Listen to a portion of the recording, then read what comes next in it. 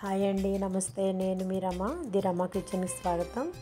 ఈరోజు మన రెసిపీ సింపుల్గా చేసుకునేటువంటి ఒక ఆకాకరకాయ రెసిపీ. ఈ ఆకాకరకాయ చేసుకోవడానికి మనకి ఏమేమి కావాలి, ఎలా తయారు చేసుకోవాలి ఇప్పుడు చూద్దాం.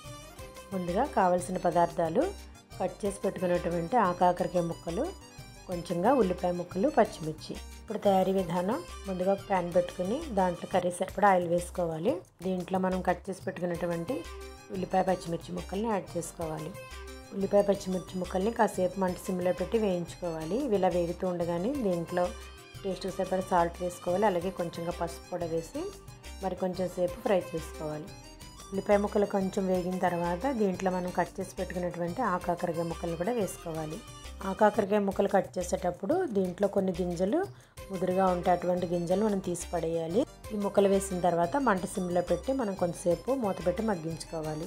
ఇలా 10 నిమిషాల సేపు మగ్గిన తర్వాత మనం దీంట్లోకి ఒక పావు చెంచా అల్లం వెల్లుల్లి పేస్ట్ కూడా యాడ్ చేసుకోవాలి. వేసి మరి కొంచెం సేపు వేయించుకోవాలి. ఇలా మరి కొంచెం సేపు మూత పెట్టి మగ్గించుకున్నటువంటి ఈ ముక్కల్లో మనం టేస్ట్కి సరిపడా కారం వేసుకోవాలి. ఈ ఆకాకరకాయ ముక్కలు మెత్తబడడానికి కొంచెం సమయం పడుతుంది. కారం వేసిన తర్వాత 2-3 నిమిషాల సేపు బాగా కలిపి కొంచెం ఫ్రై చేసుకొని కర్రీ ఉడకడానికి సరిపడా వాటర్ వేసుకోవాలి.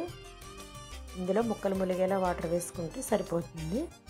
ఇప్పుడు మూత పెట్టి మరి కొంచెం సేపు ఉడికించుకోవాలి.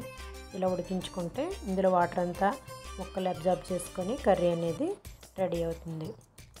కర్రీ సరిపడగా గరం మసాలా వేసుకోవాలి. గరం మసాలా వేసిన తర్వాత ఒకసారి బాగా కలుపుకొని 2 నిమిషాల సేపు వేయించుకొని చివరిగా కొంచెంగా కొత్తిమీర చల్లుకుంటే వేడివేడిగా ఆకాకరకాయ కర్రీ అనేది రెడీ అవుతుంది. ఇప్పుడు ఒకసారి సాల్ట్ చెక్ చేసుకుని డిష్ అవుట్ చేసుకోవడమేనండి. ఈ రోజుకైతే ఇంతే. మరిన్ని రెసిపీస్తో ది రమ కిచెన్లో మళ్ళీ కలుద్దాం. బాయ్ అండి.